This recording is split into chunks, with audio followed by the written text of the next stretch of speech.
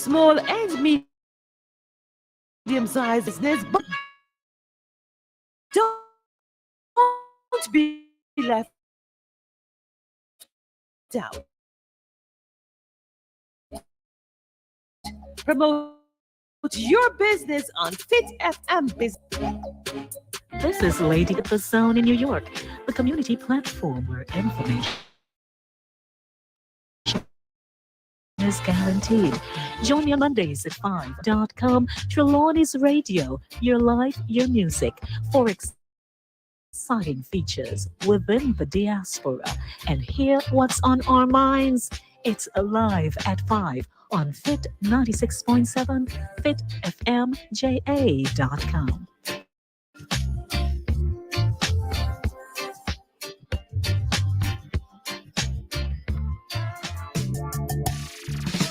Blessings and light. This is Imara, the musical revolutionary. Your host and the community buzz on Fit FM in 96.7. Your life, your music. This and every Monday at 3 p.m. From the home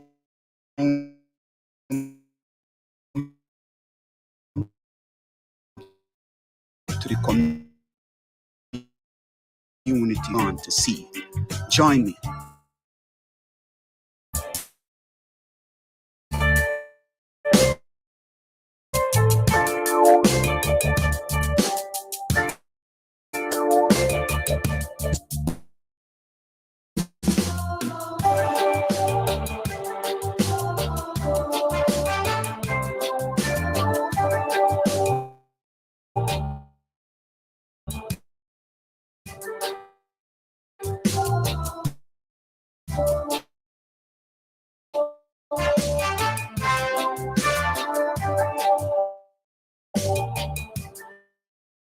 Fit Mind. Fit FM 96.7. Your life, your music. Before God and all mankind, I pledge the love and loyalty of my heart, the wisdom and courage of my mind, the strength and vigor of my body in the service of my fellow citizens. I promise to stand up for justice, brotherhood, and peace, to work diligently and creatively, to think generously and honestly, so that Jamaica may, under God, increase in beauty, fellowship, and prosperity, and play her part in advancing the welfare of the whole human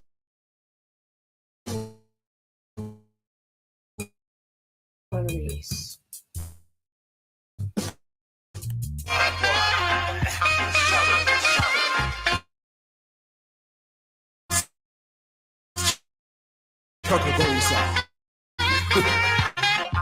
We are the builders of the stone towers. We build them factories. With blood, with sweat, with tears. With flesh, with bones. Them use build them economy. Now them want come con you and me.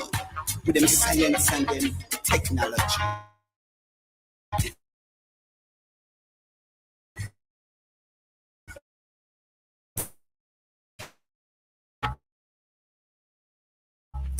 We make them eyes focus on the screen of an iPhone, Galaxy, tablet, BlackBerry. Let them a bury with. Ancestors crying out. Them a weak, you see, we heading back to slavery. Robotic, digital, technological slavery. The rich take them session, call it recession, left the world in depression. Legal and illegal drugs and alcohol on the rise, in dear interest. To our demise we patronize, now become marginalized. Make fools seem wise because we abide them lies and sell with lies. Prostituting our sons, daughters and wives. Marcus did rise Some sharp did rise. Vocal did rise. Tacky did rise. Queen and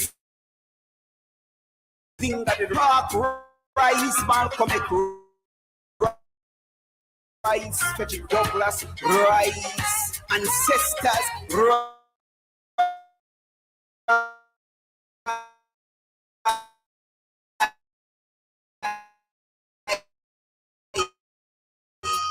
Yes, ancestors, the music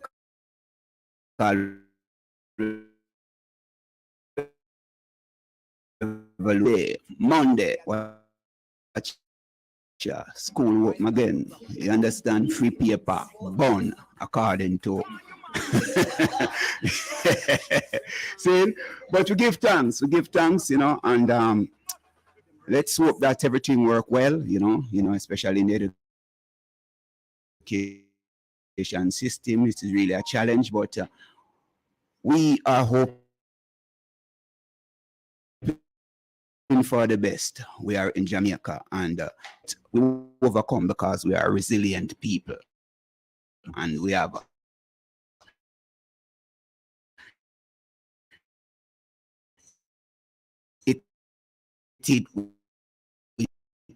we have it within us, you understand, to fight and their freedom.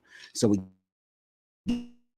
give thanks to that. We want to shout out all of the people, you know, the people who turned up yesterday. Mr. Dennis Meadows, you know, we're going to talk to him later, you know what I mean, because he's in studio here with us, but, you know, we are going through this little preamble, you know, to look on some things, because so many things happening in the political arena that is affecting the people. SSL is big on the news, you know what I mean? We see we are over 14 million monthly taxpayer have to be paying for, you know, these private entities that were supposed to secure people money and to invest people money. All of a sudden, people money missing, and taxpayers have to stand up and face all of that, you know what I mean, to be paying back what they didn't benefit from. I can't understand that. These are the things in politics that sometimes we have to figure out.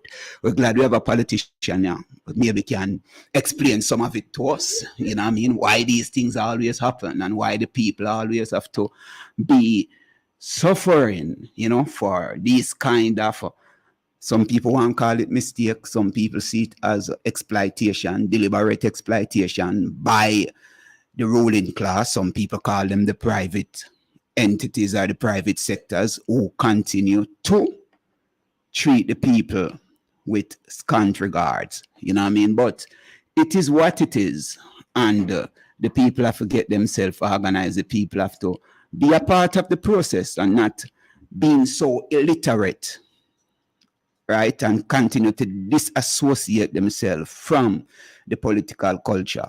You must participate in the process if you want it to work effectively in your interest or in all of us' interests, because it's one nation. And no matter how you look on it, the politicians in Jamaica is coming from among us, you know what I mean? It's no longer a system where some colonial overlords ruling us. We are in Jamaica now, where we're prime minister presently. We could have said come from a humble beginning. You know what I mean? Father was a farmer. Your father still alive? Father was a farmer, so maybe your father still alive. So we don't know. But your father is a farmer. Mother was a teacher, yes.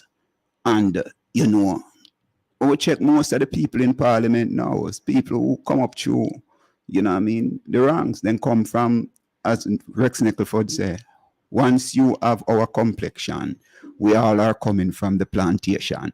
So don't come going like you want to show off on the people because you are coming out of the people. See, so we need to look on these things and understand these things, you know. So we see some things happen, some serious things are going on in Jamaica, you know. May I tell you, this morning I listened to the news where a 25-year-old stabbed her mother to death.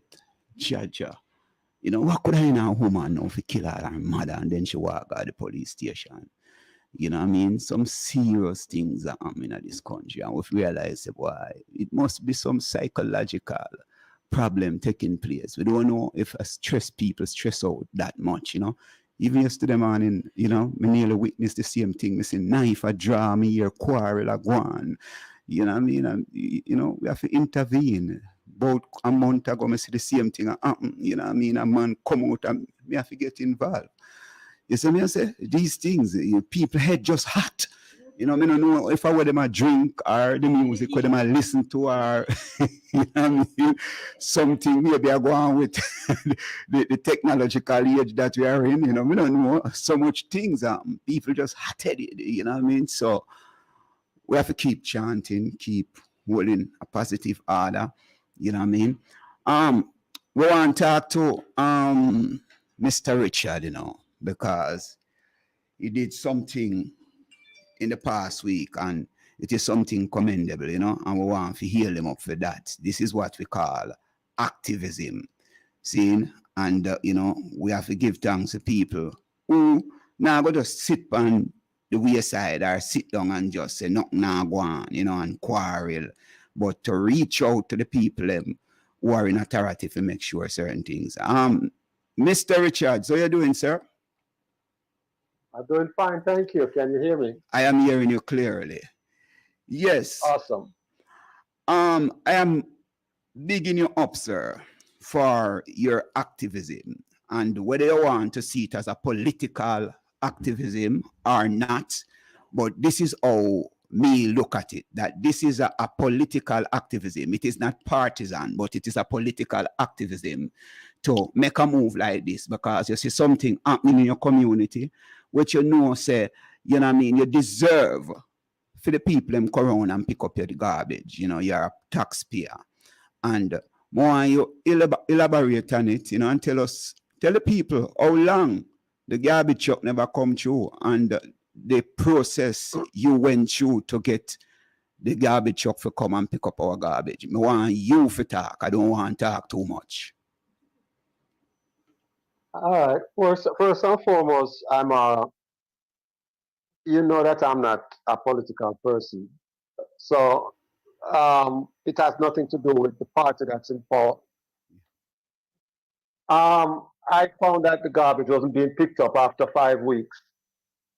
And so I realized everybody garbage pan full up. And not going on. So I make a phone call to the office. And the waste management. Okay.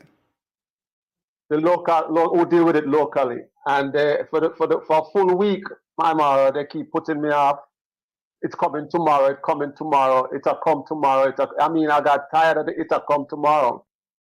So I've called them so many times, and then eventually I decided to send an email to Mr. Audley Gordon, yes, the executive director of the National Waste Management. And he in turn sent that letter that I sent to him back over to the same people that I've been trying to get a hold of. That have been putting me off. And it's through that correspondence, I believe, and I got a phone call now saying that they're gonna create a night pickup to come to the Eagites community, because that's where I am. Yes. And so that's how I ended up getting this thing done. But I sent letters, I sent email to the mayor, I sent email to the MP, the member of parliament. I sent to the local government. You know, I didn't ease up. It went everywhere, but eventually I guess after 5 weeks, I eventually get the garbage picked up one night about 9:30. Oh, that was Friday night. Yes, Friday night eventually came around 9:30. Yes. We got it all clean. Yes. Well, as I said earlier on, even though you're trying to excuse yourself from it, I am saying that's a political activism right there. Seeing you act, you know, on behalf of your community, right? And that is something that is commendable. And I hope people can learn from this. You understand? And we don't know where the community organizations are nowadays, especially you know, organizations that represent these things, you know.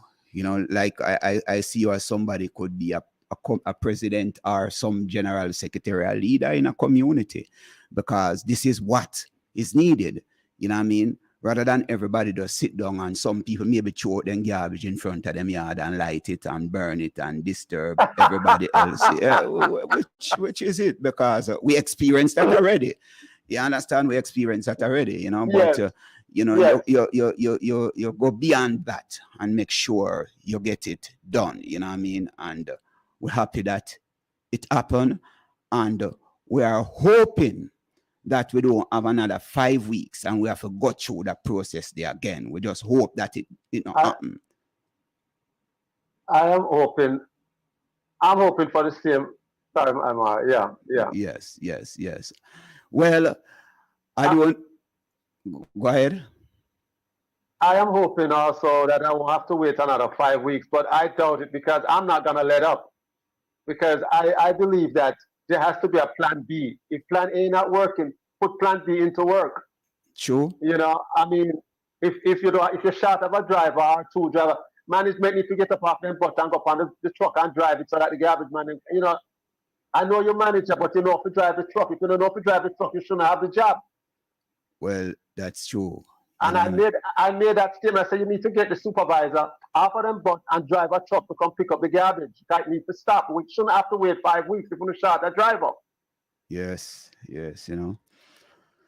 So I don't think it's gonna happen. I'm not gonna allow it. You know me, I'm that I want to make sure the community is right. Yes. So and I'm not gonna say that as far as I want to be no president or nothing, because when you become president, you have no say. No, but when you look at it, you say, Errol, when we look at it, you keep saying I, and which is I want to, you know what I mean, big you up and taking it upon yourself to do it, right? But you see, when more voice speak, you know, it is more effective. You know what I mean? So that is why I am saying we need to mobilize our community to understand the importance that it you know means one man have to do it. You know, the next time I let her write them see more than one name, rather than it look like this little troublemaker name, Mr. Errol Richard, who is creating the trouble. So make them say everybody a troublemaker. You know what I mean? So signatures are something else. You understand? And that is what we are looking at. You know what I mean? Oh, we move together as a community. You know what I mean? Let's get it started. All right, my brother. We want to say enough thanks again, and we'll keep in touch. Love and light. Yes. So, you know that we are on Primal 4K, right? www.primalmedia4k.com.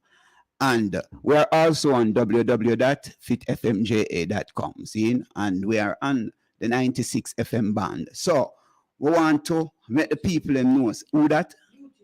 And we're up on YouTube too, and Facebook. So log on, you know what I mean? Make your comment, you know, send in a text, you know what I mean? Or send in a voice note, whatever you want to say, you know. We have Mr. Dennis Meadows in the studio. And we know that. See, the camera, them out there. So I hope you know they're silent, you know, and just listen. I want you all to participate in the discussion that we are going to have, because we are going to have an intense discussion and a vibrant one too. You understand? So before we go into the discussion, we want to dedicate a piece of tune here to Mr. Meadows. I want him to listen to it.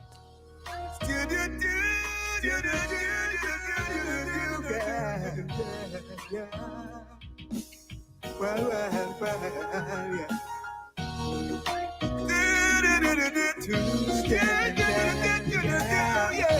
Got to tell you this, you know. Battered and bruised, some win, some lose. Not trying to fit now in anyone's shoes.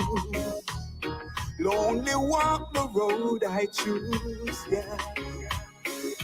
Not seeking a high, not trying to make your news. While navigate through time and space, aware of the triumphs that I must face.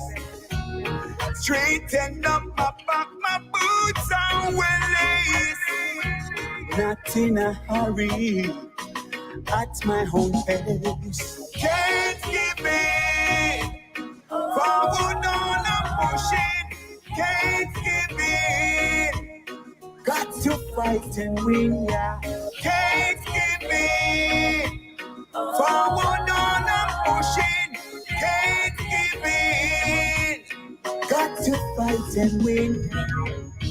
While trot along this rocky winding road, stalling and swaying, I can't afford. My mind is focused, my vision very clear. With faith and courage, I conquer my fear. I'm resolute, stand and salute. Aiming at my target, right time to shoot. Get out of the way, don't block my vision. I am determined to accomplish my mission. Can't give in. Forward on and pushing. Can't give in. Got to fight and win. Can't give in. Forward on and pushing. Can't give in. Got to fight and win, yeah. While navigate through time and space, aware of the trial. Yes. While navigate through time and space, aware of the trials that we must face, you know. We tighten up, we both lace, straighten up our back and tighten up our lace, and we know what. We're not giving in. Forward on, we are pushing. We got to fight and win. Yes, that's yours truly, you know. We write them song there and we say them relevant too. A man like Dennis Meadows who never give up. The last time you sat here, sir, you was aspirant to represent the PMP. Now you're no more the aspirant. You have received more than the nod. Before we even talk about the nod, let me read this. Revolutionary leaders cannot think without the people, nor for the people, but only with the people. That is from The Pedagogy of the Oppressed by Paulo Freire. Right? Him say, revolutionary leaders cannot think without the people, nor for the people, but only with the people. Well, yesterday we see the people come out. They came out and them support. They give them support resoundingly, you know. They allow them vote and they make them vote count, you know. And then Mr. Meadows is now the representative for the People's National Party for Northern Trelawney. And it's a good look. It's a good look based upon what I saw yesterday. You know what I mean? Mr. Meadows, how you doing, sir? I'm good. I'm even more excited just before you even move on. What I'm about to reveal to you is breaking news.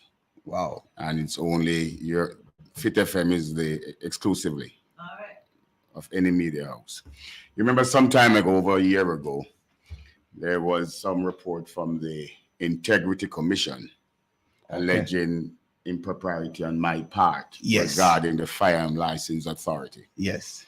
Well, I wrote to about a month ago, I wrote directly to the Director of Corruption Prosecution for her to make a ruling. Yes. Because I believe it breaches my fundamental constitutional right to fairness. Yes. And quick adjudication and ruling on matters. Yes. Because it has criminal implications. True. I just received, as I sit here with you, I know people just keep calling me on the worst time. Yeah. Please, don't call Mr. Meadows at this time. He's on the air. Anytime after 5. We have him maybe about the next hour and a half Let me put right? it on airplane mode. So I'm gonna put it on European mode right now because he's on air. Okay. So don't disturb the floor. I want to read a letter to you verbatim as we speak. Bear with me, it's on the phone, so I have to. Not a problem. I have to be. We have enough time. I have to be. All right, great. So I said to you, I wrote to the Integrity Commission, specifically to the Director of Corruption Prosecution. So it says, in essence, I say, hey, it's been over a year. This matter has been in the public domain. My name and reputation are at stake. Yes. Therefore, I ask you to make a ruling. She just wrote to me, and this is what she says. September 4, 2023. Dear Senator Meadows, reference is made to your letter of August 3, 2023. Director of Corruption Prosecution, pursuant to her statutory mandate under Section 34(1) subsection A and 34(1) subsection B of the Integrity Commission Act, concluded review of the special report of investigation concerning allegations of acts of impropriety, irregularity, and corruption in the issuance of firearm users license to persons of questionable character. And the ruling was submitted to the commission through the executive director. The executive director, in accordance with the provisions of Section 54 of the Integrity Commission Act, thereafter submitted the reference report to the Speaker of the House and the President of the Senate on the cover of letter dated February 22, 2022. Please note that date, significant. February 20. It was February 22, 2022. That date is significant. I'll address it. Which detailed the ruling of the Director of Corruption Prosecution that, here's the ruling, on careful assessment of the matter and the evidential material provided, it has been determined that no viable criminal charges can be laid. Let me read that again. No viable. On careful assessment of the matter. Yes. And the, I'm getting blind, you know, and the evidential material provided, it has been determined or ruled that no viable criminal charges can be laid against me. Against you. Well, that is something that... And let me just finish the letter. Yeah. Please be assured that the commission remains committed to its mandate, always mindful of the core values of professionalism, integrity, fairness, accountability, and transparency. And it is with regret that I note the sentiments which you have expressed. If there is any additional blah, blah, blah. Yes. But note that date, and I want to make the point there. February 22. Thing there. It's February over 22, 20. Yes. 22. Yes, in other words, this what I just read to you. The ruling was submitted to the Parliament over a year ago. Wow. With the report. Wow. But what was released was the report without the ruling. You remember the same thing happened to the Prime Minister regarding his integrity matter? Yes. And they said that, you submit the report. And because they did not submit the ruling forthwith. Yes. They made a hullabaloo that the Integrity Commission was unfair and blah, blah. Yes. But that is the Prime Minister. Paul Dennis Meadows doesn't matter. Wow. Right? Wow. You know, all this while my name languished in public dumb. Right? Damaging my reputation and my character. When a ruling was made that notwithstanding the Director of Investigation opined, It's an opinion he expressed, Yes. right? Suggesting that I be charged criminally when the evidence does not match that opinion. But I've waited over a year, and I decided you can't sue the Integrity Commission because they're protected from civil action. Yes, yes. But knock on wood, my name has been cleared. And that's great. So there is no question of your integrity. Thank you. Right now. Thank you. To represent the people of Northern Trelawney. Thank you. Funny enough, I was talking to somebody yesterday while you were giving your address to the audience. Yes. And that was one of the arguments the brethren was saying to me, that you fit and ready for this because there's no dirt around your knee. Yes, yes. And it is just fitting that you come on Fit FM and expose this news, you know what I mean, on Fit FM 96.7. So we give thanks. So I am both fit, like Fit FM. Fit and ready. Like Fit FM. Yes. But that's good news. That's great news. Yes. That's great news. The first question I want to ask you, how many delegates eligible to vote in this region? In this constituency, 873. 873. Yeah. How many turn up yesterday? 248 plus 13, about 268 somewhere there. Well, 200. Wow. Let me explain why I don't know where you're going. Yeah.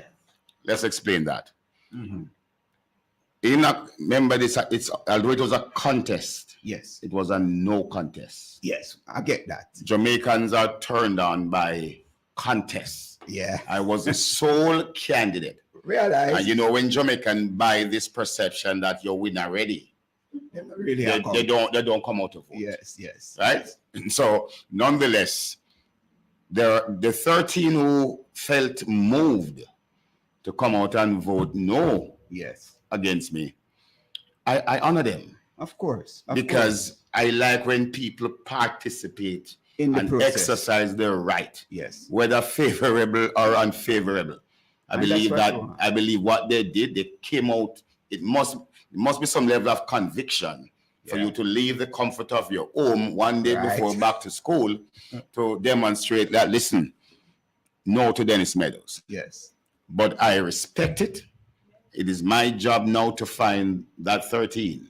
Yes. And go sit down and talk with them. Because sometimes not necessarily they're against you, you know. No. The question, they might have some unanswered question. Maybe in this whole FLA matter. True. Occupy their minds. True. Right? Some of them might not think I'm good looking enough. You know. But I have to find them because they don't need me, you know. I need them. I believe we need each other. We need each other, but more importantly, for my own future, I need them. I'm never unmindful of that. So it's my job now to go and find them and sit down with them and ask them what informed that vote. So I can at least probably alter or disabuse them of any concerns they have. Wow. Now, what about, you say it is about a nearly 300 turn up. So let's say roughly, yes. Let's say about 500 and a little bit didn't turn up. Yes. How do you feel about those who didn't turn up? How you are going to go out and engage them and make sure that they know say you are here and ready to work on their behalf? This is the way I read it. First of all, the list was wrought with people who migrated, people who was it was want to get clarity on that. That's man, just like the regular voters list. Yes. The same issues that attend the regular vote, death and migration and you know what. Yeah. Attend also an internal list. Okay. Right? There's about 62 groups in Northern Trelawney. Mm-hmm. And the PNP have an interesting organization where the groups is really the base of their constituency organization. And each of these groups have their chairperson, their secretary, their treasurer, and they're supposed to be meeting regularly on a regular basis to demonstrate their continued membership among that group or on the party's list of groups. So, but a lot of them were dormant. Yeah. Right. So although you have 800 and when we work out the math, you probably have possibly about close to 500 that is actually active. Yeah. Those who don't turn out can be either one or two things. Oh, they are comfortable with me enough not to even come out. Not true. True. That's one way you could read it. Could read it that But them just silent mean consent. Have you ever questioned or they say, yeah, Meadows don't win already. I never wonder if Meadows really come cross fully now with stick because it's Jamaica. You understand? Yes, I know. I'm a student of the You understand? We understand the politics of Jamaica where people still. But I want people to understand that the diarrhea thing is dying out. Yes. And we have to reach that point, you know, in our political consciousness, you know, because we are seeking a politics of progress now, not a politics that continue to divide us, because division don't bring progress. Certainly not. You understand? So if we want a politics of progress, we have to look objectively on all situations, see what is needed and who is capable for carrying out the function with the people. Yes. Not too much for the people, but with the people. And this is why we even want to tie in with the kind of activism that our brethren Errol Richard made over the weekend. He must be commended. You understand? Very public-minded. Yeah, because we need more of this. You understand? Yes. And I hope the people who came out yesterday understand their responsibility, not just to come and nominate you and just left you alone and I say, let me see what I'm going to do now. Because you know that kind of attitude there. They must all now hold me accountable. Yes. You know that you have confirmed their confidence in me in terms of being your standard bearer for the People's National Party. You must now ensure and keep me on my toes in terms of holding up to your and living up to your expectation as delegates. And be a part of the process, meaning participating actively. Certainly. To make sure that is not just Mr. Meadows I go walk up on, because I see the pressure just as you win yesterday, you know. And that's why when you came across to me, you say, boy, politics is not a easy thing, you know. Not easy. When you have to walk and greet everybody and everybody and look, a drink or something within the time. This year. It is something where really heavy. It's a heavy burden for carry. I want to bless up Mr. Fenton Ferguson, my brethren. I saw him there yesterday, and I'm a bona fide brethren that. Yes. Seeing out of politics is one of the kindest and he's a decent human being. I am telling you, man, that man, you know, when people talk about dirty politics, we want to remove the brethren there name from that, because me live at St. Thomas for a while, and you know what I mean, is a brethren where although I was supporting him, you know, there are times when we see certain things, just like when Mr. Herald do not go on well, and me have to get to him and we talk and it makes sure that things work out, you know, and him never have any bad vibes, you know, with you when you are agitating or advocating for something, you know, that him you feel like it not really are done right, you know, and many meetings, you know, and we never see him frown and being disrespectful. So we want to come in. We give thanks to see him there yesterday. I wonder where he was coming from. Me have a little talk with him and him say, yeah. Me say, yeah. So we give thanks to see Mr. Ferguson yesterday. Yes. Yeah, man. But I was wanting to address what Alicia just said yesterday when I was walking around and pressing flesh, as they say. That's natural for me, you know. Yeah. I don't find it a burden because naturally I love people. Yes. And even as I walk on the street, sometimes my wife embarrassed for me. Whether local or abroad, I'll be walking, and once you went past within close proximity of me, I'm going to say, hi, how are you? If I'm driving, I blow you or toot you, and so on. And my wife sometimes say, you're friendly, you're not afraid, because some of them just walk past you, you know. True. I would open a door for a young lady or a lady. Yes. And they'll just walk past without even saying thanks. Thank you. Yeah. But you can't be on you. Naturally. I am me. Yes. And I'm not going to allow people's rude behavior to change who I am. I love people. I love to greet them, you know, and that's some maybe something that's why I accrue so much goodwill among the people, because they will tell you I'm very miserable. I will tell you to your face what I need to tell you. Yes. If I think you're rude, I'm going to tell you you're rude. Yes. But you and I are going to drink after. I move on. Yeah. You know. There's something you said yesterday, and you know, it hit me. You know, the whole thing of empowering people, that you as a politician, this is your words. You don't want, when you go up on a corner, a man say, buy me a drink. You want to create something that when you go up on a corner, a man can say, Mr. NP, what you want to drink? Yes. No, I want you to elaborate on that, because you see, let me just finish this point. In a Jamaica, we have to start to understand, and that is what we want to call the politics of progress.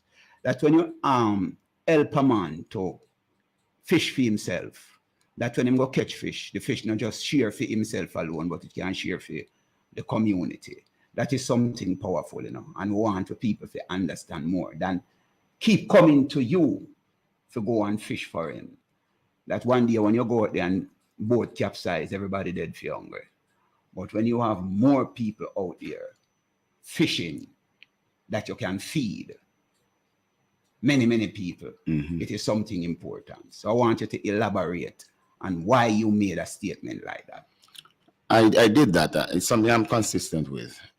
I'm a very kind person. I'm a giver. And you go in the corner, young man, see you. Even before knowing your name or what you're about. Bossy, once them see you as a politician, what you represent is a DNG truck. Yes. Or a bar. It nauseates me. Don't get me wrong. In fact, I just coming from a corner a while ago, and three young men saw me and they said, Bossy, come over. Driving a Mark X, you know, one of them fancy cars, 3 of them. So I figured that they called me over to say, Bossy, what go on? So after we're done, they asked me, Bossy, everything good? I said, yeah, man. About to leave. So Bossy, do something for we now. Big a 3 beer. So I said, well, you drive, you're driving a Chris Mark X. Right. Why you want a beer from me? I saw you go, Bossy. I went and I bought the 3 beers for them. Because the time did that for true. But seriously, I believe, and it's a kind of way we practice our politics that has created this culture of what I call mendicancy. We sell ourselves as politicians as the wear it all and the end all. We behave almost like a supreme being everything to everyone. Yes. Right? Which creates a very unfortunate culture of reliance on self, on others rather than on self. True. What turns me on and what gets me going, and I've seen it happen before. You give a youth a farmer ticket and him go abroad and then come back. You get a job or you recommend him for a job. The simplest of things, and he gets the job. And when him see you or him see you at the bar, boss, me can buy you a drink? I'll give you a story. A couple of months ago, I was at a bar, a well-known bar in Falmouth, and a gentleman came up to the bar. There was some match there watching, and I sat having a drink. A man across said, a young man said, give me some medals, whatever my drink for me. So I was polite, I take the first one. Then before I could have finished the first one, he sends another one across. Yes. Ended up somewhere about 5 drinks he sent across. Then I inquired, big man, I've had enough, man. Thank you, man. He said, you don't know me. He said, no. He said, you essentially gave me my first job. Wow. I said, oh. He said, one day he called me. He got into heart, but he couldn't afford the uniform. It was some of them, they call them pants, Dockers pants, and some shirts that they needed. and said he called. He said he went to the then member of parliament, which shall remain nameless, in the constituency. And the member of parliament keep giving him the runaround. And somebody said to him, call Mr. Meadows, man. When he called me, I was actually in Montego Bay on my way, taking the South Coast to Kingston at the time. I said to him, you're coming at an inopportune time, you know, because I'm actually on my way. So, oh, you're going to get this. Because once you tell me anything about education and training, I'm a sucker. I'm a sucker for that. So I said, oh, you're going to get it. Incidentally, got to David that when he called me, I was passing Lloyd's, Lloyd's Semen in Montego Bay on St. James Street. I was almost in front of there when he called. And when I was moved by what him said, listen, man, I want to go to school, blah, blah, blah. And I stopped. In fact, I illegally parked at the time. Ran up to the Lloyd's, buy 2 pairs of pants and about 3 shirts. I put it in a bag. The cashier, they know me at Lloyd's. So I asked the cashier her name, and I called the young man. I said, come on, pick it up. Right. That's years after, Years after, he was so proud to buy me a drink. In other words, pay me back for the small deed I did. Wow. You understand me? Yes. That is what turns on. And that, when they told me the story, even if you give me a ounce of cocaine and I sniffed it, I wouldn't have felt so high. That turns me on. Rather than I come on the con and that same young man, right, depend on me to buy him a drink. Don't get me wrong. I don't mind going on. We always socialize and buy a drink for anybody, man or woman or whatever. But I don't want it to become a situation where a young man feels that they are compelled to beg me a drink. I come with more than that. I come with an idea to empower you. Yes. Right? That's what I want. I want you to stand up on your own 2 feet. I want you to stand up as a man or a woman for that matter and take charge of your destiny. That's it. As I said, any fools, there's some men who feel that it feeds their ego.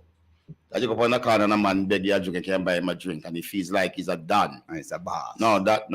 Boss. Yeah. No, man, I tell him all the way, I don't even like the term boss. All right. Well, guess what now? People out there tuning in, somebody want to find out, does Mr. Meadows live in the constituency? Who will answer this? Yeah, the current member of parliament is Miss Tova. She doesn't. Yeah. All right. well, make answer that question first. Mr. DJ Gaddafi want to find out if you live in the constituency. But I live in the constituency. I live in Vanzilans, right among the regular folks. And him have business in the constituency. And have business. And him wife is a product. And I marry the constituency. Yeah, so I'm married to the constituency. Yeah, Gaddafi is a popular brethren. Is a people person. Yes, I know the name. He might ask again, what do the people see as the biggest problem in the constituency, and Mr. Meadows plan to address these things? That's $1 million question. Yeah. Or multi-million-dollar question. Yeah. One of my pet peeves immediately is the Falmouth and its environs and how it is kept or unkept. Right now, as we speak, yes, development is almost stymied and frustrated by the absence of a central sewage system. Remember, Falmouth is essentially below sea level. The drains are very shallow. So when you have a soakaway pit or a holding tank, yes, when the tide rises, or even a ship comes into harbor that raises the tide, it has adverse impact on the sewage system, and you have overflows. Whoa. That is why when you walk through the town, it stinks to high heaven, right? Falmouth is growing. It needs a central sewage system. What they should have done is that when the Royal Caribbean came here to build that pier, instead of allowing Royal Caribbean to build their own sewage plant, they should have made part of the deal, right? That Royal Caribbean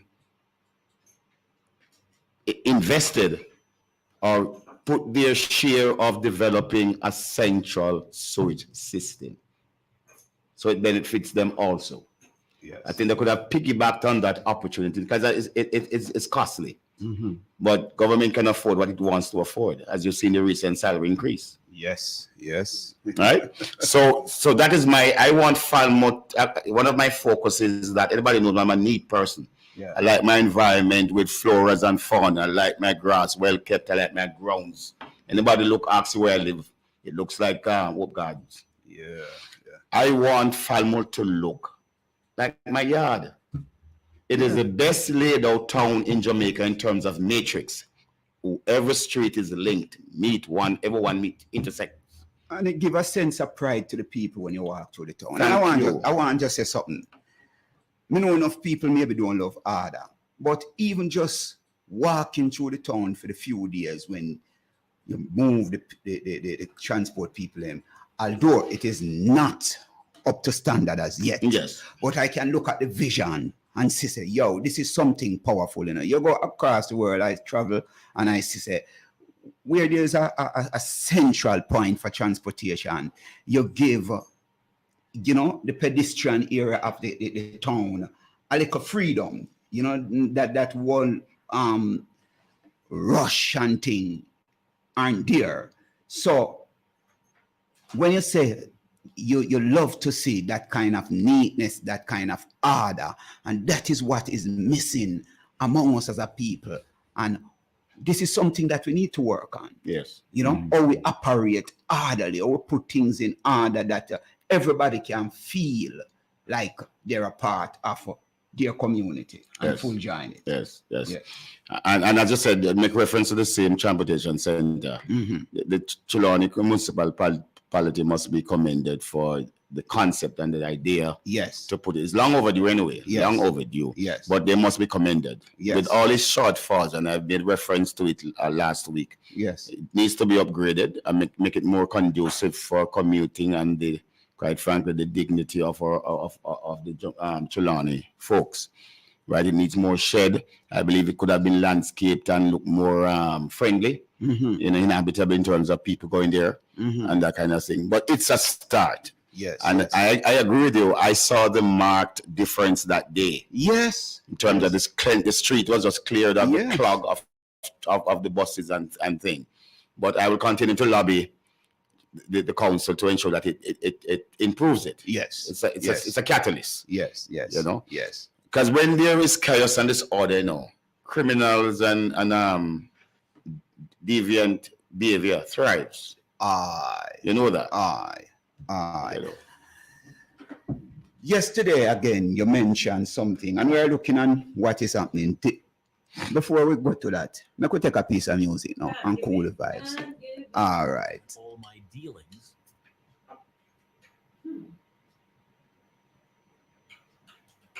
Can be done to the glory of God. Yes, sir.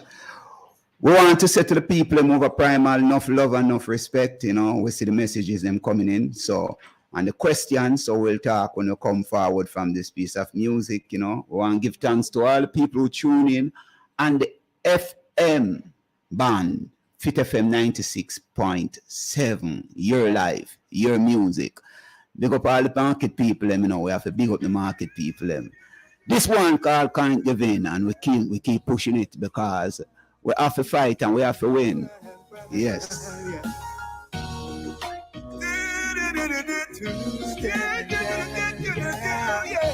Got to tell you this, battered and bruised, some win, some lose. Not trying to fit now in anyone's shoes. Lonely walk the road I choose, yeah. Not seeking a high, not trying to make your news. While navigate through time and space, aware of the triumphs that I must face. Straighten up my back, my boots are well laced. Not in a hurry, at my own pace. Can't give in. Forward on I'm pushing. Can't give in. Got to fight and win, yeah. Can't give in. Forward on I'm pushing. Can't give in. Got to fight and win. While trot along this rocky winding road, stalling and swaying, I can't afford. My mind is focused, my vision very clear. With faith and courage, I conquer my fear. I'm resolute, stand and salute, aiming at my target. Right time to shoot. Yes. We hear me not our target. Now is the right time to shoot. And when we say shoot, we mean shoot consciously, positively, right? We're not shoot nobody to death, but to uplift you. See, Orius daughter. So what will be done about the continued femicide happening in Jamaica? That is the woman burned to death because of domestic violence. Wow. Girls going missing. Women kidnapped and murdered. Buju Banton rant asking how we are going to help our men to protect our women. How will they change the narrative? And then she said the landscape in order sounds good, true, all right. And that is people interacting on primal4k.com. I want to big up the people in the diaspora. We big you up because you're a part of this great movement, Fit FM 96.7. And I want to big up the people in the diaspora that are from Trelawney. Yeah, Mr. Patrick Beckford. Oh, you not say nothing, sir. I want to go on. Fody, where you going with? And Derek Scott. One you on a voice, you know. Mr. Meadows is here, so you can send in a voice note. You can call in. You know, what's the next line? Tell him the next line and can call in, Judah. 876 478 876-478-9144. 876-513-6668. And I see a message here from Fergie Smith. We are rooted in a cause, Imara. Yeah. Mr. Meadows is just a vehicle to cement that cause, and he has earned my support. Thank you. I appreciate that. Fernandez. That's Fernandez or Smith? Yes. Bless up yourself, Mr. Smith. You need to come in and sit down with me one at a time, you know. I think it's next week. Yes. Yes. You know, put you on the spot. Yeah, Mr. Smith, I don't have no more phone talking with you. So come in at the studio and sit down with me. Zane? Okay, and I see Patrice Fullington. It's a good look for the manning of the shipping pier when the next election is called. All right. Thank you, Patrice.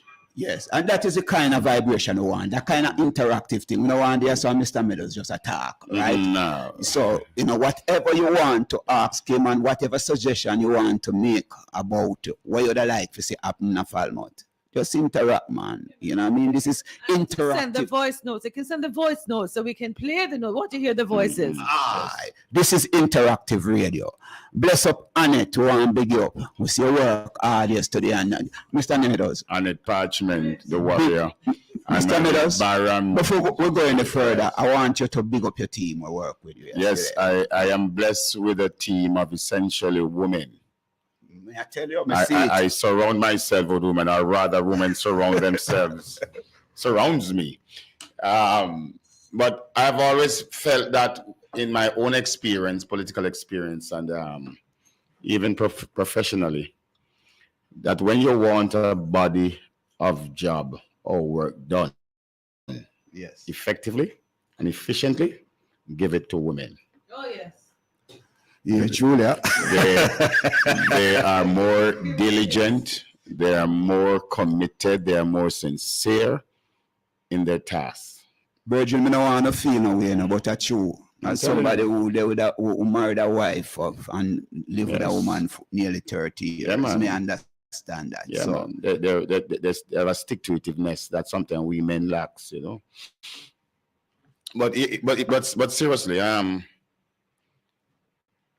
as I said earlier, part of my immediate plan, I don't have to wait to pursue the next idea I have. I spoke with a principal last week, and I'm sure you won't have a problem in calling his name, Linvern Wright. Yes. A very adept mind for William Knibb High School. And I learned that less than 50% of those who attend William Knibb as we speak are not from the parish. Wow. So the majority of the students who goes to William Knibb are from outside the parish. And that's troubling. You know what happens? They send out the Trelawney kids all the way, particularly those who perform in PEP poorly. They dump them at Orcharius I and Marcus Garvey. Right? The word dump is little bit harsh. No, and I'm not in a way suggesting that those schools are dumb. Yeah. I just said that in my view. Yeah. Most of these kids are from homes, single parent homes without means. Wow. Just think of the cost to a parent, particularly a mother, sending that child. They can already barely provide lunch and private food. lunch and then you're going to add to that and send them to a long distance to think that it is unfair. Yeah. It's as if you're punishing the poor kids for being for the poor performance rather than facilitating them. So what I'm going to lobby for as we speak, and I'm doing so even while I talk to you, yes, that the Minister of Education must see to it that an additional high school, secondary school is built in Northern Trelawney. Right? What is happening now? Since about 2007, nearly 4,500 housing schemes, housing solutions have been built in Northern Trelawney. You name them, the Stone Brooks, the Stone Vixen, the Stone Manor, Coral Spring, you name them, right? But with all this expansion in residential development, they are yet to build the requisite classrooms to facilitate those residents. Yes. So what is urgently needed in North Trelawney is a new secondary school. And we're not short of lands in North Trelawney to build anything. And it's something that I'm lobbying government for as we speak, for them to give it some, and I invite the member of parliament to use her good office and her under leverage as a member of parliament to share, to assist me in this lobbying. Because she's from Westwood. Yes. And she also attended William Knibb briefly. So she can appreciate what I'm saying here. Yeah. North Trelawney needs a new high school. That is something. That's something I'm immediately taking on. Yeah. We're going to come back to that, but let me just go to this. She said, say the number slowly. I'm going to say it slowly. 876-478-9144. 876-513-6668. Is Falmouth fully benefiting from the new pier? It seemed tourists just board their tour buses and bypass the town. Why answer that when you're done? What is happening to the multi-purpose stadium in Trelawney seems to be wasted. That is from DJ Gaddafi. His question them ask. So answer the one first pertaining to the pier. Call coming in? All right, now we take a caller first before. Good afternoon, caller. Welcome to the Community Buzz. Speak your mind.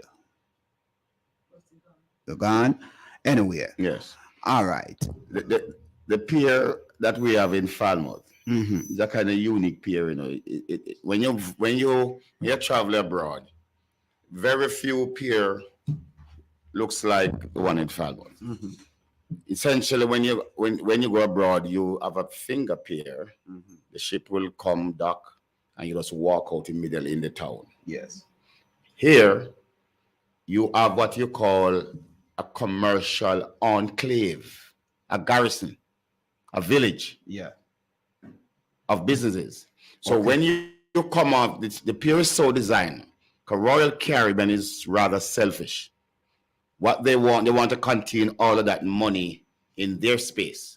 So the pier was never designed for people to walk off and come into the town. As far as the visitors are concerned, once you come off the pier, you're in Falmouth Square. And if you notice, it is designed like Falmouth Square, the clock in the middle, it is designed like a village. Because Royal Caribbean, all those shops is owned by Royal Caribbean. And they don't want you as their tenant. When you rent their shops, you give them the excuse that you can't pay them very onerous and high-priced rent because you don't have business. So they encourage the visitors to spend their money on the commercial space on the pier. About 5 or 6 months ago, I saw someone who used to be a part of the pier, and he said to me that, do you know that the pier is the property of the United States of America? And I asked that question, and people, what do you think about that? Because when we hear about Royal Caribbean, it's not a locally owned company. And when you look on some of the business places and some of the hotels them in Jamaica, it's just like how the embassy is. When you go up on the embassy, you are on the property of the United States of America. Now, according to what you are explaining, I know it come like you're confirming what that brethren said to me. That the pier is the property of the United States of America. And I wouldn't go that far because a statement like those have, in geopolitical terms, have significant implications. Yeah. What I get, but the point he seeks to make rather is that it is essentially owned by Royal Caribbean. They control. In fact, I will go further. It appears that Falmouth is owned between Port Authority and Royal Caribbean. Every land that you see available in the square you see in Falmouth, you know, when you ask who owns it, Port Authority. Because what happened, all of those space was sold by the local authority, the parish council. Who owns Port Authority? Government. The government of Jamaica? Yes. So that means that the people own it then. It should be that way, not true? Yes. But it must be the people working against the people. And if you want to think, because here's where we have a problem. There is a craft market immediately opposite the pier, where the tenants there are the craft vendors, suffers to pay their rent on a monthly basis. And who owns that property over there? So Port Authority? Port Authority owns it. But while it pressures them for rent, some of them are in arrears, significant amounts of rent, and every day they receive threats of eviction if they don't pay it. Wow. Right? Just across the pier, there is no arrangement, right? Called affirmative action that guarantees when the bus comes, it goes over the craft market, you know. All those vendors have to rely on is that a wandering visitor who are so minded to come in the town might walk into that space. Right? Is the operative. There's no arrangement, and it's something I'm going to push for as a member of parliament, is that you can't have people there, right? These are the people tourism should benefit, you know. Yes. Right? You have a big player in Royal Caribbean and Port Authority, right, through the government. And you have these people across the road scraping for crumbs off the tourism table, right, without no guarantee that the bus, if I have my way, every bus that comes off that pier must stop. If it's even when they're coming back or when they're going to the tours. Stop there, allowed the guests browse. Why don't you treat the craft market as an attraction itself? other places in the world, it's a ground-produced market like Coronation Market. We're joking, you know. Other places in the world, you know, markets are a cultural attraction. And I believe that the pier, the craft market, if designed properly, right, it can be an attraction. So when they come off the pier, it must be sold on the almost like pre-booking. It must be sold on the ships that this is a must-stop. Right? Destination. Yeah. Yeah. There's an artisan village that has been built almost over a year now. Remember those two large store sugar houses, warehouses? Yeah. The minister then transformed it into an artisan village, meaning that your tourists or visitors should walk in and see the actual work being done, the sculpture and the carvers doing the work. Over a year now that building is there, squandering, costs a lot of money. It is yet to be populated by vendors. The question is, what is holding that up? Is it government working for the people or working against the people? That is the question we have to go ask, yes or no. Because you just mentioned something, you know, pertaining to the art. You know, art is the expression of the people, and art is a culture that the people express themselves through. And if you are neglecting the people artistic work and artistic expression, you're literally silencing the people from expressing themselves and making a living, right? We have a caller online. Yes. Blessings and light caller. Welcome to the Community Buzz on Fit FM 96.7. You're live. You're not there again? Where are you calling from? Why you keep dropping? Which line is incoming call? Hello. Blessings and light caller. Hello. Good evening. Good afternoon. How are you doing? Hello. Hello. You're not hearing me? I'm hearing you.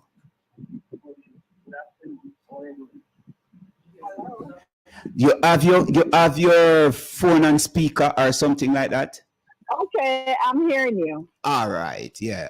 Who am I speaking to? You're speaking to Patrice. How you doing? And I'm calling from the west side of City Girls by Veranda, and I've enjoyed every moment of it. All right, we give thanks. I know exactly what Mr. Meadows is saying. I was actually living in Trelawney for 4 years. Trelawney has livelihood. Yes. I had to leave because of COVID. Trelawney is so blessed. They have a lot of resources.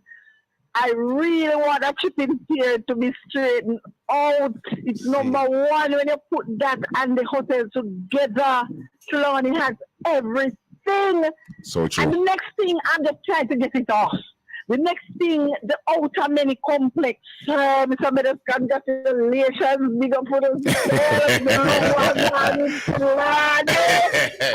I love it. Mr. Meadows, you have a lot of work to do. I know you can do the work. So just get the health together and the strength. Sir, you have a lot of work. With God's help, I'm prepared to do it.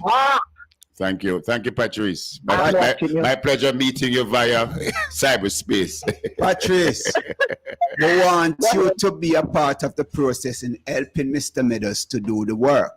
As we speak earlier on, we don't want the brunt of the work or he's supposed to carry all this burden. We see politician looking young and fresh like him. And by the time them in them fourth year or so, they start have a sort of gray year and start look whole and bend up and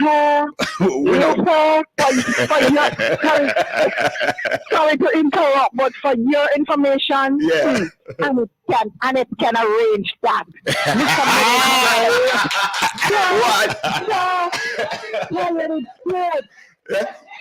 Want it for remain young and vibrant like them look right now, yeah? Sir, yes, Mr. Meadows go around to that little village there that overlooks the pier.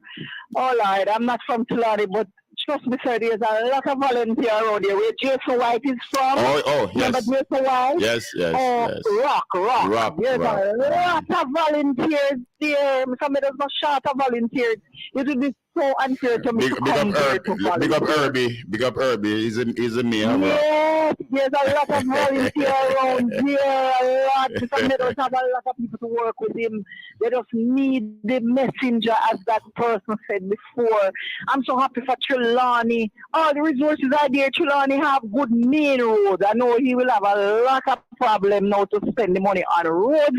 Trelawney just need. Mr. Meadows have the vision. He knows Trelawney like that. Thank you, Patrice.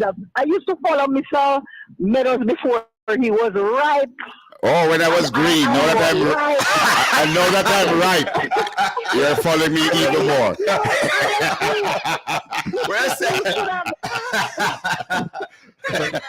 If he should have gone back and look at his timeline, I always tell him, you know, come on our side. But honestly, Trelawney gets a very, very good representative. Nothing happens All right, you help right me.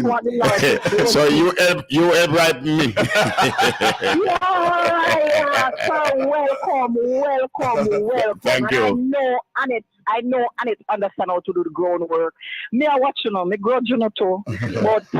Thank you, Patrick. I appreciate the confidence. We want to hear your voice again here because you're one of them callers that will make the station light up. So don't make it be the first and the last time, okay? Okay, and this FM is located on that hill there. Yes, Stuart Castle. Right, I know exactly where you turn right above Girly. There. Yeah, man. So spread the word. I know. All right, because everybody in Trelawney will know me, then call me Mama. All right, Mama, Patrice. Love and light. Thank Love you. and light. We give thanks. Thank you. Yes, because we are going over Primal, seeing because there's so many people interacting. Royal Caribbean owned by Americans, English or other white owners. These people are easy, you know. Orius data. Show I know who Royal Caribbean owned by. It's owned by private interests based in Florida. Yeah, so it's not locally owned, It's right? not locally owned, no. Yeah, so we understand that clearly. See, Orius, is it possible for locals to engage to get together as a cooperative and buy up so Craft Market can own by the people? Cooperative to buy up the land. No, they can't get the land. Him just assure you, say, boy, that kind of politics don't exist right now in the world, you know what I mean?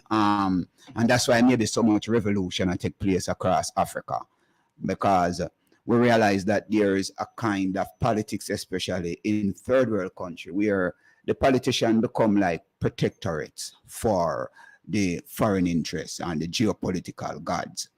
And these are some things that really affect our function as third world country. And worse, the people aren't that politically astute or educated the way they should have been, you know. And I'm going to ask a question there again, you know, because we're going to push it. When Mr. Mark Golding was, and I remember exactly the program that he explained that on, and he said those things, that one of the first things that he's going to do when he was going up against Lisa Anna, the first thing that he's going to do is to reignite the political education that was there within the 70s. Mr. Mark Golding, if you want the PMP to be much different than the GLP, you have to fulfill that promise there, right? Because you did it a while now, and we don't hear that happen yet. Political education is very important to the people, because if the people are politically illiterate, they will not understand the sense of politics and how we should operate. Politics is from the home, you know. We have to observe that. Governance start from within your house, for yourself, or you govern yourself, and then by extension, it come out in the community. So we don't want people to believe that politics, when people talk about politics, sometimes they look upon it as a nasty and a corrupting, but you must understand that the political science have so many facets to it, and we must engage and understand all of those. Just like when we talk about the craft market and we talk about we have other thing. Maybe I have to come back, because me want to talk about the aspect of the business that I am in, which is the music. Yes. So many things that we see. Yesterday I was looking on the property that you had that. Good. Sir. Yeah, and was saying where we can find a cultural center here in Falmouth that people can go out on a Sunday evening and all the vibes and listen to a music and live music and all of them vibration there. Or we can develop the talent in Trelawney. You know what I mean?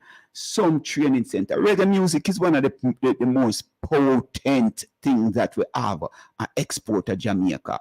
From April go down to September, many of our artists are flying out and generating income, bringing back income to this country.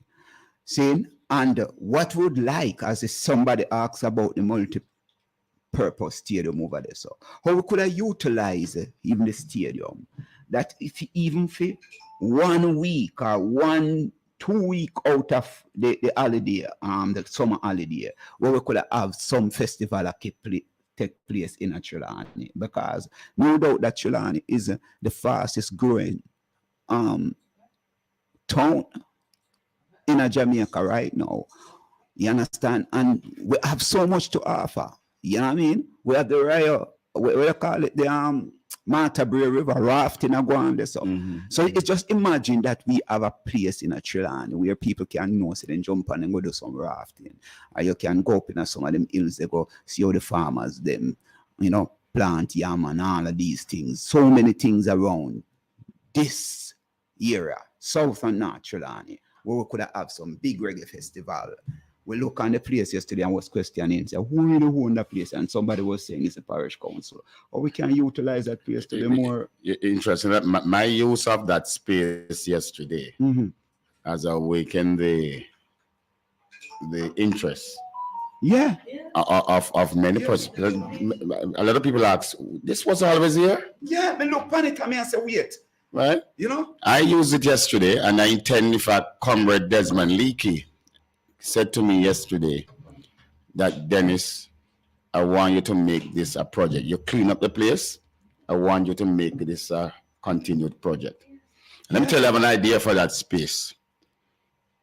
Part of the deviant social behavior this country suffers, which manifests itself largely in crime, has to do with the environment in which our people are socialized. Sure. We don't build communities, we build housing schemes. Think of it. If you build, you'll build 4,000 units and just have barely a quarter of land as green space, and eventually that green space is captured by somebody, right? So for me, that space I want to use as a kiddies park. There's nowhere for children and family to go in the evenings or on a Sunday or holidays. Yeah, and I want to put some merry-go-round, some little pony rides. Put some nice concrete benches inside there. Maintain it, landscape it. Put a concessionaire inside there that can sell the what they call it, the cotton candies and the ice cream and so on, right? So people in the evening, particularly poor people, can walk over to that park in the evening and enjoy the ambience of that space. So close to the sea, right? So I've just my use of it this weekend kind of give me some ideas in terms of how can I keep this place relevant and beneficial to the people of Trelawney. And I intend to work on that park. Okay. Well, that's beautiful. Yeah. That's beautiful. As it relates to the stadium, I call it a pink elephant. It costs, as we speak, nearly $5 million to maintain monthly. Let me just repeat it again.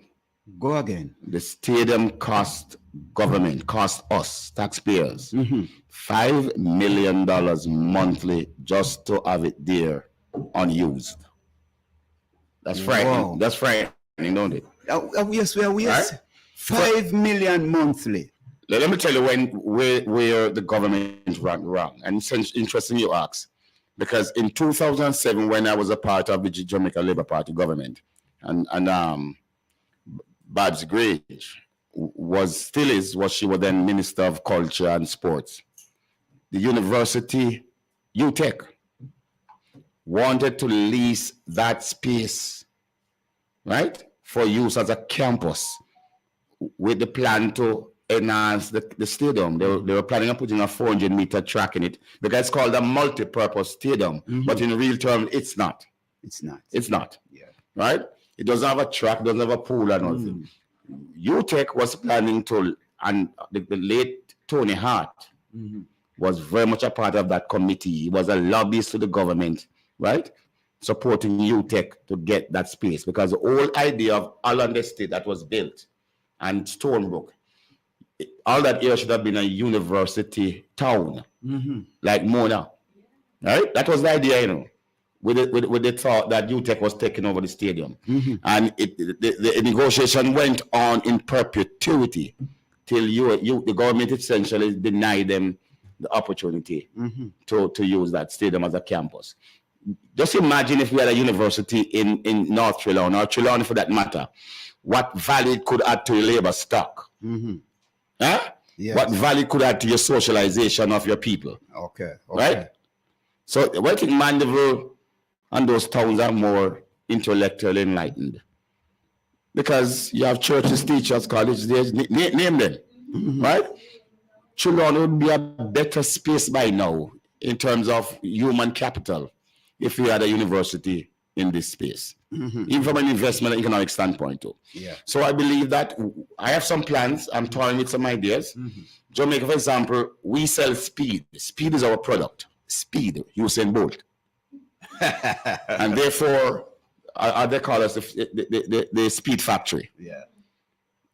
All of those teams in the United States, the NFL, football teams, the baseball players, off season, all you need to do, you know, you could convert that space into a speed factory, right? And you allow these players off season to come down and train in So I have some ideas that I'm mulling and looking at the viability. I'm talking to some people who have the expertise, but I intend to find use for that.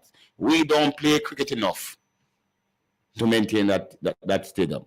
It is now, sections of it now is now used by promoters for events, which is ideal, right? Because the land there is big enough. It's not, they don't use the stadium itself, you know. They use a car park. The section is the car park.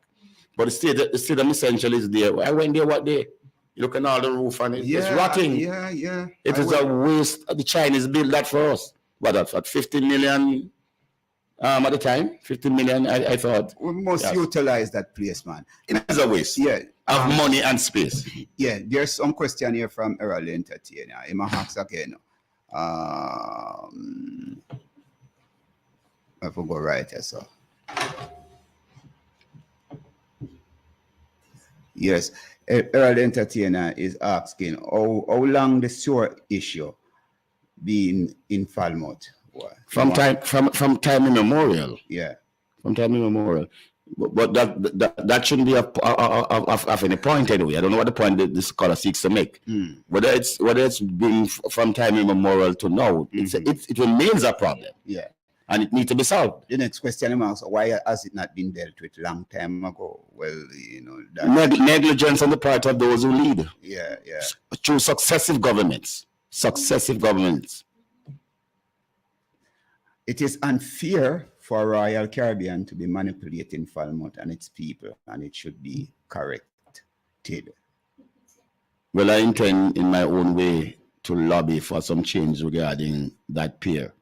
And I urge my own government when we take power next, that they treat with priority. Look back at that arrangement, and so best it can be possibly looked at with a view of making it beneficial to the common man. Tourism cannot be about the big players. It must benefit. It is the people who are really the ambassadors of tourism, you know. Yeah. When the tourist comes out in the town and goes to the attractions and so on, it is the people who are really selling it. It's not the land beach and so on. No. Right? Yeah. It's the nature of the people, how they interact and how they make them feel welcome. Therefore, they must have a piece of the pie. Yes, yes. Errol, I ask again, how about the wheel in Martha? Is a private one, please? No, the water wheel in Martha Brae is owned again. It was owned by the parish council. True. And it is leased to an individual. Mm-hmm. But so it's now in private hands, but it's from a lease point of view, it's not owned by them, it's a lease. Yes. But it's a lovely property. Somebody, Jacqueline Samuel, she's agreeing with you. Yes. Pertaining to, using the stadium as a workout area. Yes, an speed. off season, because she's saying that is so true, Mr. Meadows. Right now, my son have to be in Miami training. The only basketball player from Jamaica. Thank you. Whoa. Thank you. I'm really saying, let me go over there, go do some running, My brethren have a little thing on a Saturday morning. I believe every other Saturday morning, where, you do some serious training, we go over there, me and my son and him brethren them and go do some workout. And don't go as often as I should. Bev Moonchild asking, what is your first order of business as a PMP caretaker for Northern Trelawny? I like my first order of business. Remember, caretaker. You have to be a caretaker before you can become NP. Yeah. But my first order of business, apart from advocating and lobbying for the interests of the people, for me to reach member of parliament, my primary focus must be to rebuild the political organization in Northern Trelawny to ensure that my victory is assured at the next election. Okay, so we are in the rebuilding process. Yes, so thank God I can walk and chew gum. I can ride and whistle. So while I lobby and I advocate and agitate for the interests of North Trelawny until I become member of parliament, my first duty as caretaker is to build the political organization to ensure victory at the polls. Another question, Comrade Meadows, will the Rock Bridge be restored under your watch? That yes, and yes, and we know, and that is yes with a capital yes, because that again is a disservice to the people of Rock and Trelawny on a whole. Yeah. If there's a roadblock on the main road, you don't have a bypass. Right? The current member of parliament did promise that that bridge will be open within a month of her taking office. It seems the problem seems to be bigger than her. Part of that, and there's a sinister effort to close off that bridge. If you remember how that bridge was closed, it was almost overnight without notice. Wow. Right? Why? We were told that the structural integrity of the bridge is compromised. Oh. All overnight. I took a boat, a canoe, and I went under the bridge. And I'm not an engineer, let's say that clearly. But when I looked at it, it is not that compromised. Oh, wow. What I would have done, I would have put what you call a limitation bar. Get a welder, put a limitation bar that only vehicle at a certain height and weight goes on the bridge. So trucks and so on will not be allowed. The bar would limit them in terms of going through. But it would facilitate light vehicles to go on the bridge while you repair it. Because if you notice, the bridge has been closed almost nearly 2 years now or more, and there has not been one effort to repair the bridge or replace the bridge. And NAA, and it's something I'm going to publicly ask NAA, what is it with the Rock Bridge that why we are yet to hear any effort to replace or repair the bridge? And we are told that private interests, including Royal Caribbean, wants that area to be sterile, to create a boardwalk from the pier to the bridge. Okay. So that's how we use the word sinister. Okay. The people of Trelawny are being taken for idiots by this government and what I call expatriates. So Is it that the people don't have the knowledge of what is really happening? No, they don't. Well, that's the problem. And that is what we talk about political education, that you must be engaged, you must participate, you must listen, you must ask questions, you must come out to meetings. A long time, when I ever say the parish council have meeting again, Papa, would them invite the public to come to the meeting? The parish council does have meeting every, what's it, third Thursday, don't get me wrong, but some Thursday in the month they have a meeting. And by right, the just like Parliament, the meeting of the council is open to the public. Yes. Except, however, the place is not conducive to accept guests because you don't have no space there, no gallery or nothing like that. We need these things, and that is what we are talking about. You understand? Because this is how the people going to understand what is taking place. All them tax dollars are spent. You need to go there and ask this question. How much tax is collect over the last couple of months? How it's spent? Because it's people tax dollars. You understand? But people don't understand that this is not partisan politics, but it's your political right. It's a right to understand and to know how your tax dollars being spent, right? And to at least make suggestions and things that you want to see happen in your community. So don't sit down and just cuss politicians and not participate in the whole political process. Let me do a yell up with this sister here. But we are having a beautiful vibes. We can beat peace more music and then we'll come back. Yeah. Yes, man, we're going to rise up. Yeah. Hey!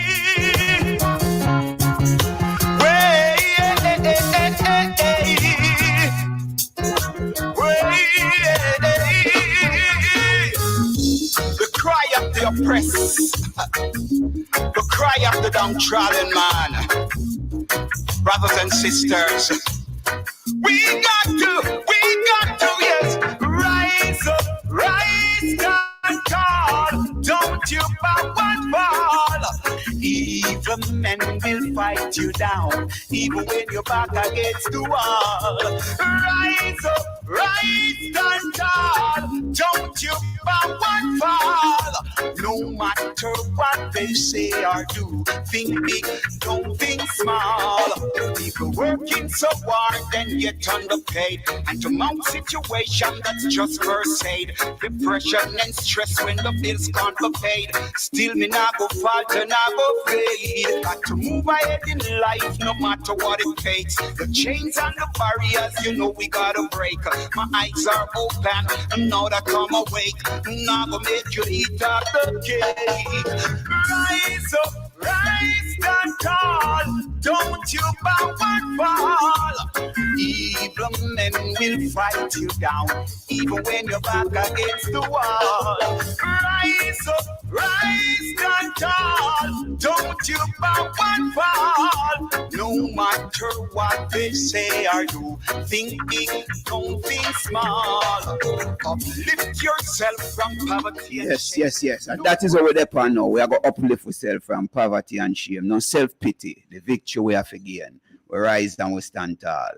Yes, hail up to Carol Fagan, Elma, Edwards, Julian, Joseph, Kimani, Langa. Yeah, them should be listening. And Irene Brown in New York.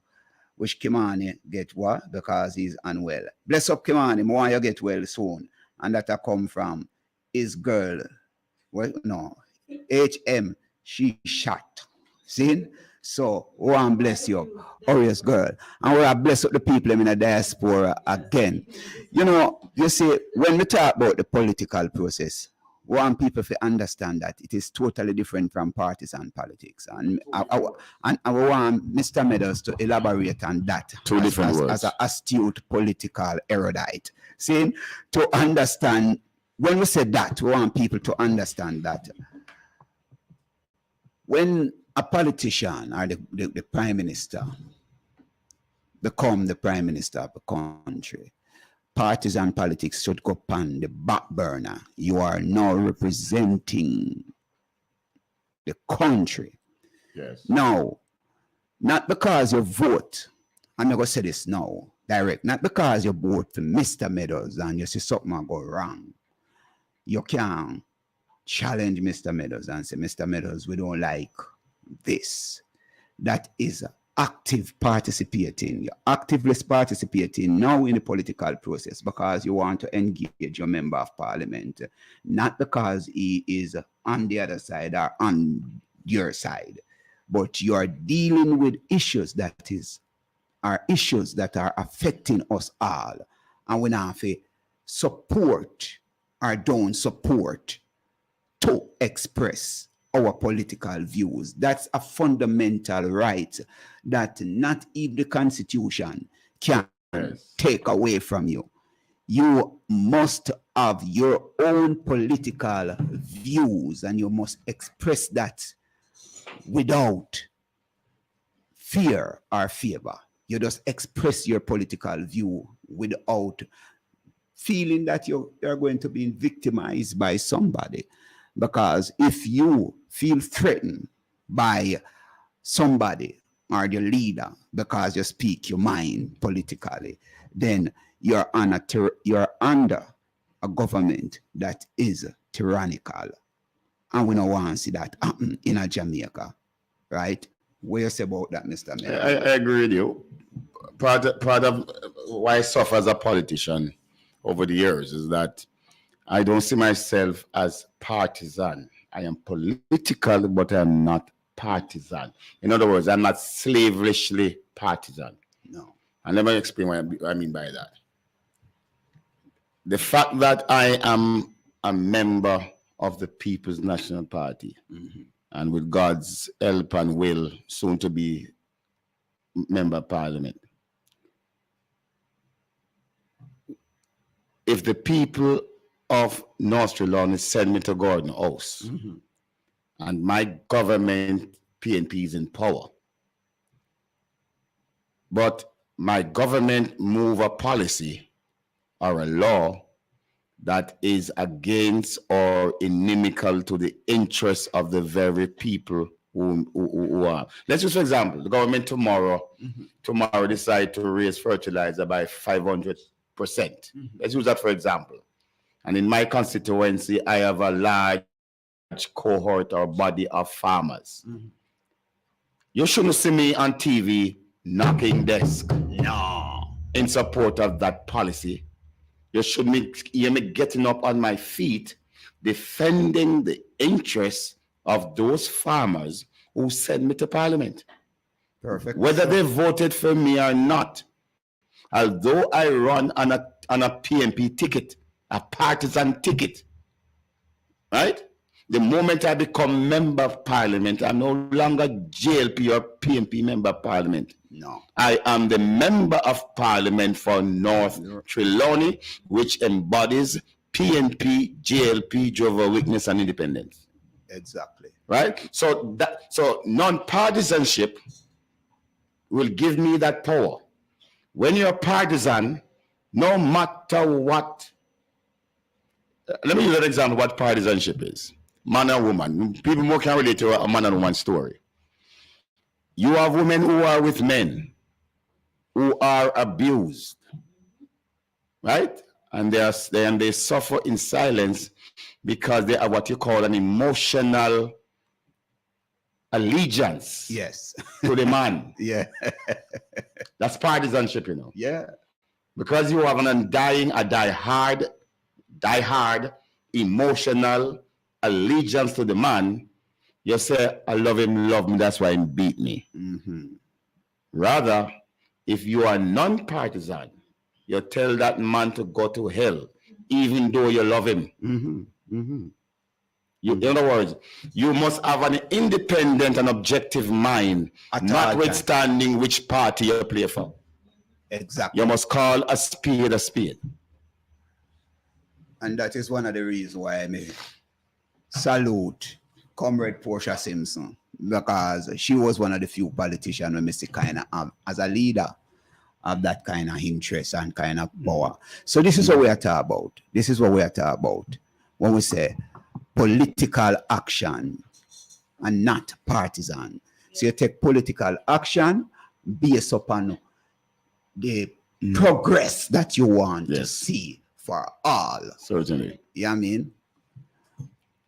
So, Comrade Meadows, interestingly, please briefly explain what ripened you. Well, briefly. This is coming from Patrice. Patrice, thank you. Apart from Patrice, who contributed to my ripening, over the years, I've always been uncomfortable in the PNP, in the JLP, you know. I'm a goalie night. Sure. Yes. Everybody 99.9% of my friends that I drink with every day and socialize with are comrades. Yeah. Much to the annoyance of my then Labour right friends. And anybody who hear me espouse policies and argue, they always say that my core, you sound like a comrade. You're a progressive thinker. Sure. Right? But what move it for me really, sometimes you're in a relationship, you know, and I use a man and woman analogy again, and you suffer in silence, right? And because you have so much emotional investment and financial investment in that relationship, it's not easy to walk away, you know. Sure. But sometimes the man or the woman do something that crosses the Rubicon of reasonableness and decency. Yeah. Where you say, no, this is enough. So you have to step. Yeah. This government that I'm seeing, what move it for me? First of all, you have a government that in my view is, although they preach prosperity, it is prosperity for a few of their friends. Wow. The wealth is not distributed fairly. Right? Secondly, you have a government who is vindictive and oppressive. How often you see our good friend in Falmouth recently on TikTok, Jamikes, everybody know him, always selling chicken in the square, right? Very hard worker. He went on TikTok and spoke his mind about the Road Traffic Act and so on. And yes, he went out ahead and said something that probably is not palatable. He was immediately,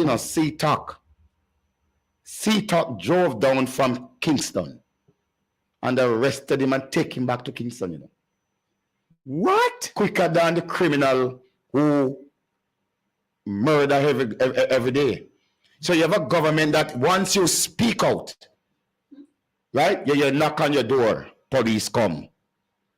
Once you go on social media and you speak out, they look at the pastor in same time that they arrest. Yeah. The young man who they embarrassed and in this police station about say you're sorry to the prime minister. That is wrong for me.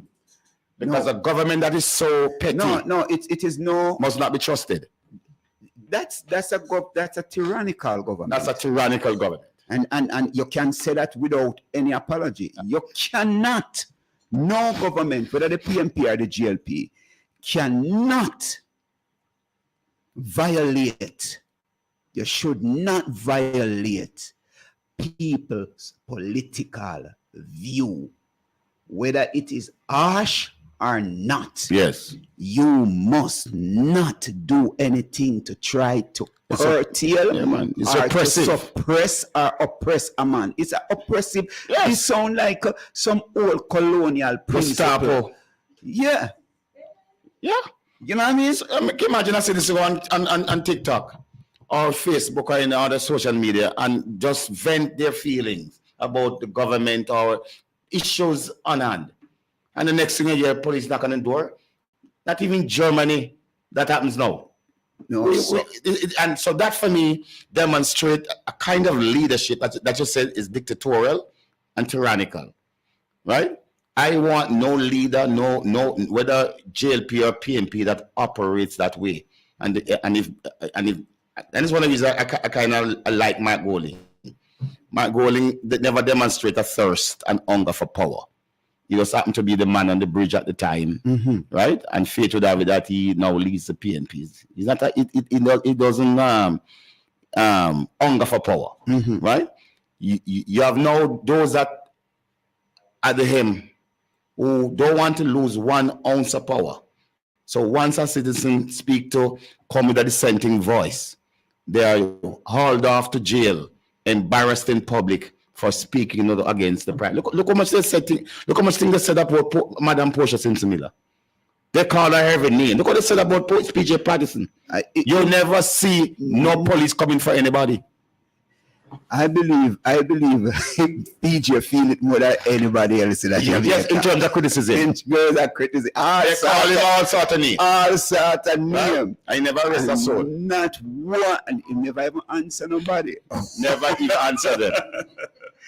Never ever look at anybody. And you have this government that is so, the new term is government badness. You can't talk against the government come bad you.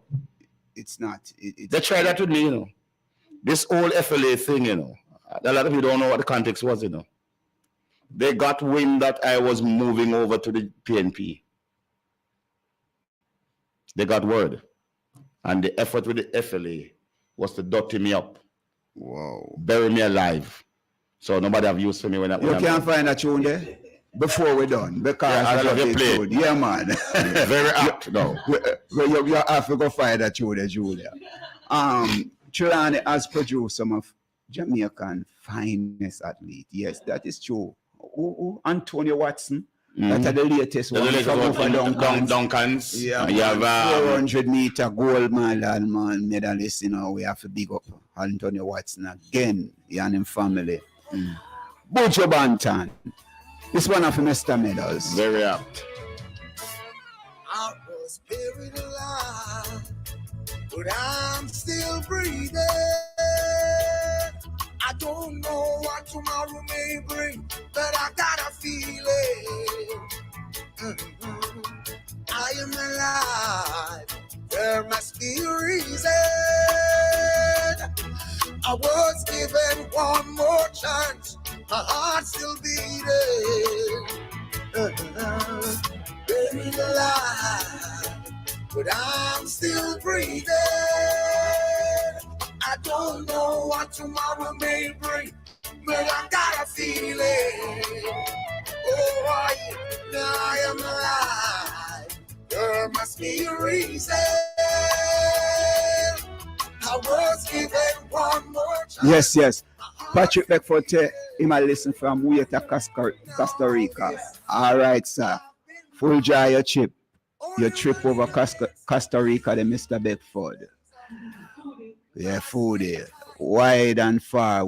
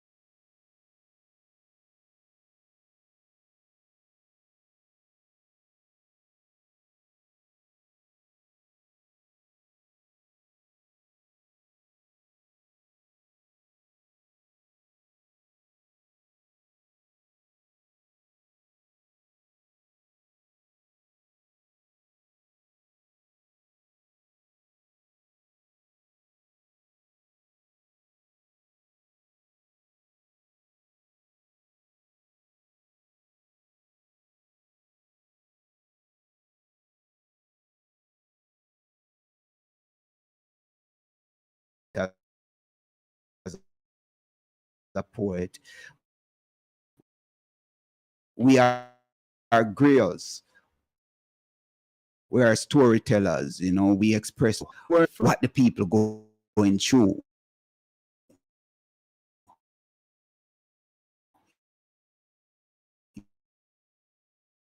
You understand?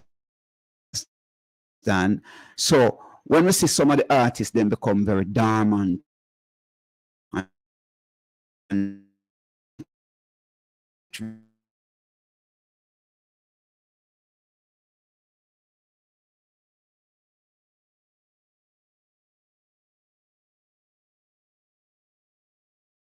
politics is a victimization any longer.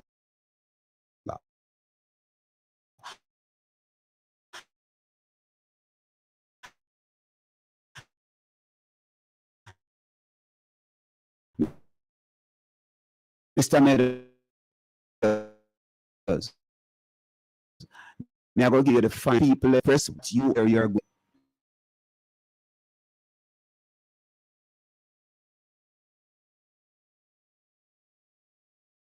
Right. So for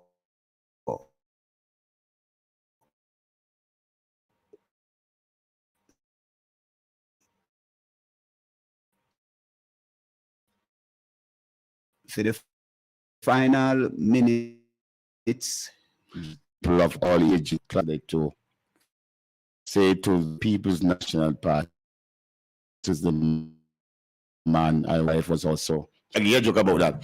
The entire campaign, this whole election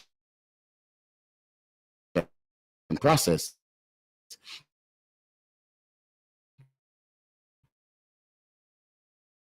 Whispers were around. When you might have